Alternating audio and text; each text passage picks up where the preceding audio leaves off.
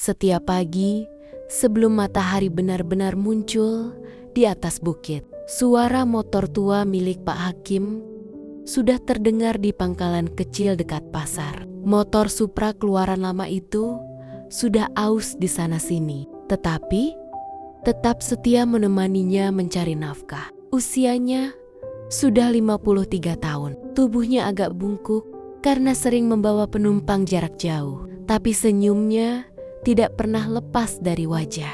Pagi, Pak Hakim udah siap narik lagi, sapa Jono, rekan sesama ojek. Harus John, kalau nggak narik, siapa yang mau ngasih makan?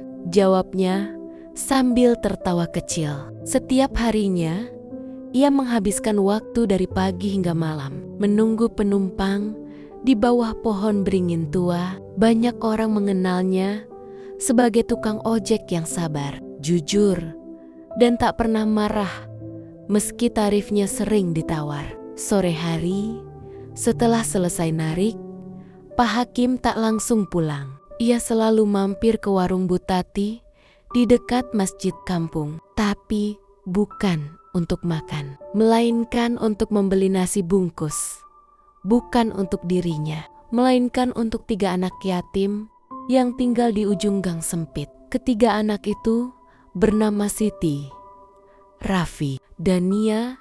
Mereka kehilangan ayahnya setahun lalu dalam kecelakaan truk. Ibunya kini bekerja serabutan di luar kota dan hanya pulang sebulan sekali. Pak, gak usah repot terus beliin anak-anak itu, nanti buat bapak sendiri gak cukup, kata Bu Tati suatu hari. Pak Hakim tersenyum sambil menyalakan motornya. Bu, rezeki itu kayak bensin, kalau dipakai buat kebaikan selalu ada tambahan. Tak banyak yang tahu, setiap malam Pak Hakim menyisihkan sebagian uang hasil narik. Hanya 5.000, kadang 2.000, dimasukkan ke dalam kaleng susu bekas di pojok kamarnya. Di luar, kaleng itu tampak biasa saja, tapi di dalamnya tersimpan niat mulia. Uang itu untuk membiayai keperluan sekolah anak-anak yatim yang ia bantu. Ia tak pernah menceritakan hal itu pada siapapun, bahkan pada anaknya sendiri yang kini merantau di kota lain. Setiap awal bulan, ia datang diam-diam ke rumah Bu Sulastri, guru SD tempat Siti dan Raffi belajar. Bu, ini uang buat buku sama seragamnya anak-anak itu. Tolong jangan bilang dari saya. Ya, Bu Sulastri sempat terharu. Tapi Pak Hakim hanya menunduk. Saya cuma tukang ojek, Bu. Tapi saya tahu rasanya gak punya siapa-siapa. Suatu malam, hujan deras mengguyur kota kecil itu. Penumpang sepi, dan Pak Hakim masih duduk di pangkalan sambil mengenakan jas hujan robek. Rekan-rekan ojek sudah pulang lebih dulu, tapi ia masih menunggu 1-2 penumpang. Tiba-tiba datang seorang ibu dengan anak kecil yang demam tinggi. Panik mencari ojek ke puskesmas. Tanpa pikir panjang, Pak Hakim langsung mengantar mereka. Padahal jaraknya hampir 8 km dan jalanannya licin. Sampai di puskesmas, ibu itu menangis berterima kasih. Pak Hakim hanya menjawab, "Saya juga punya anak, Bu.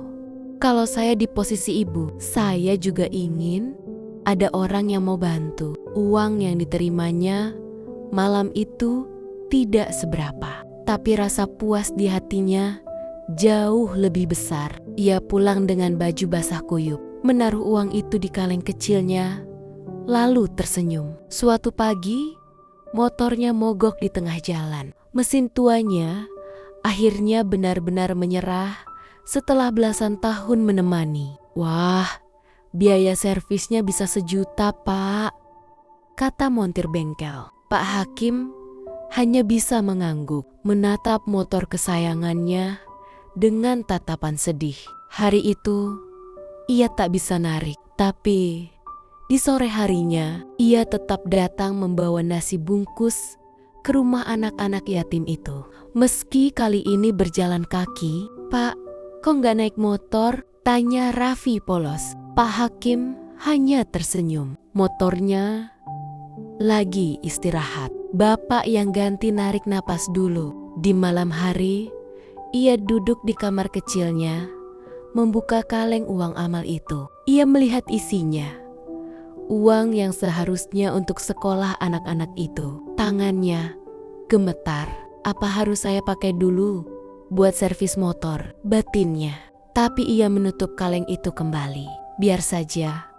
Nanti Tuhan yang bantu. Sore itu, langit tampak murung. Awan hitam menggantung di atas pangkalan ojek, tempat Pak Hakim biasanya mangkal. Ia duduk di bangku kayu, sambil menatap jalan yang mulai basah oleh gerimis.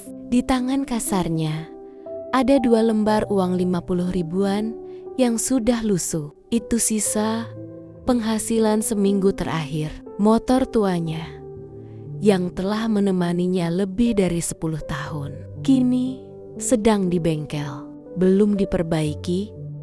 Mesin tersendat. Knalpot mengeluarkan asap putih.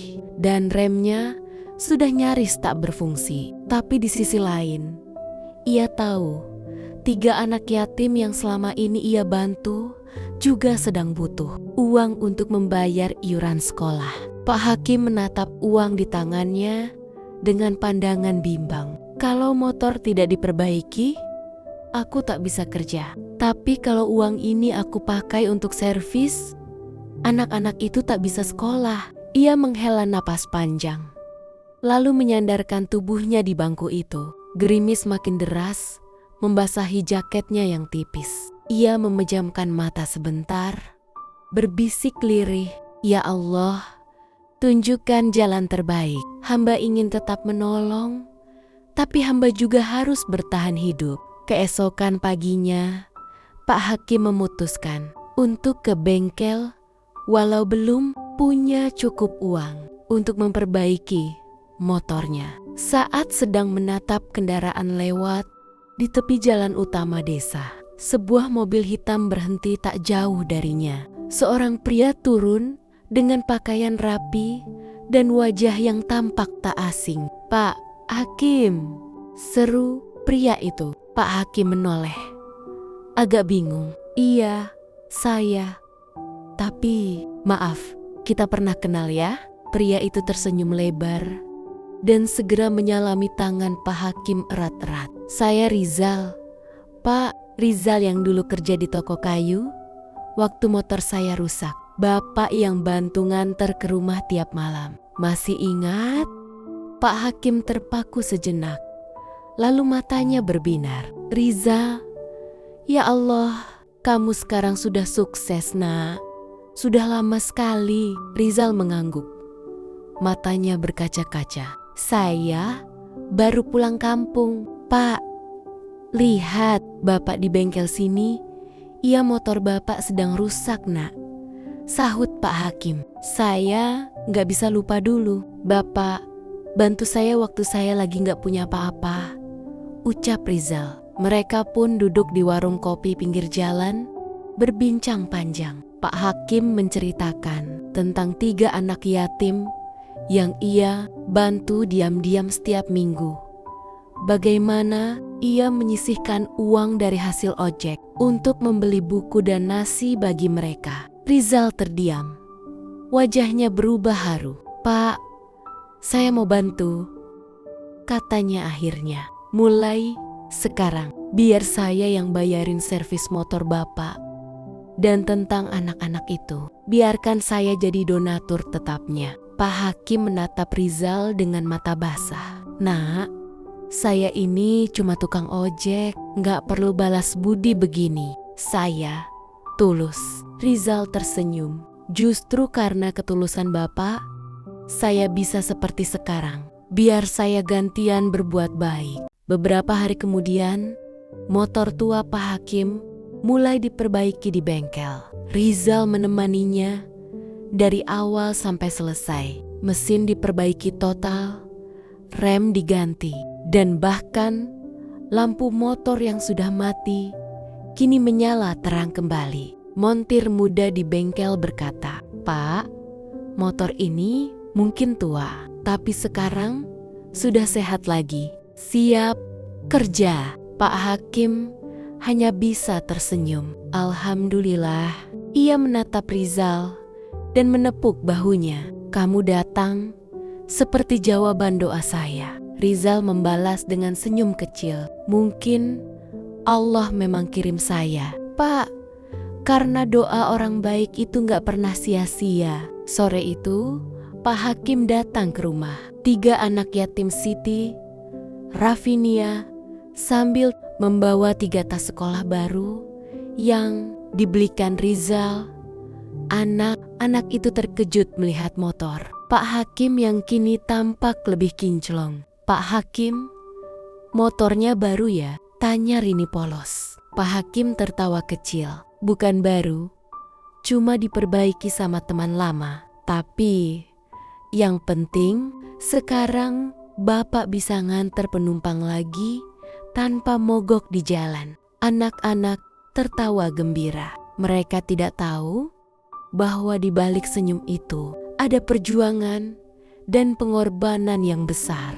Kini, berkat bantuan Rizal, mereka tak hanya bisa sekolah, tapi juga mendapat biaya bulanan untuk kebutuhan belajar. Waktu berjalan, Pak Hakim tetap menjadi tukang ojek, tapi kini hidupnya lebih tenang. Ia tak lagi memikirkan motor yang rusak atau uang yang kurang. Setiap pagi, ia masih berangkat kerja dengan senyum yang sama, senyum tulus yang dulu selalu ia berikan.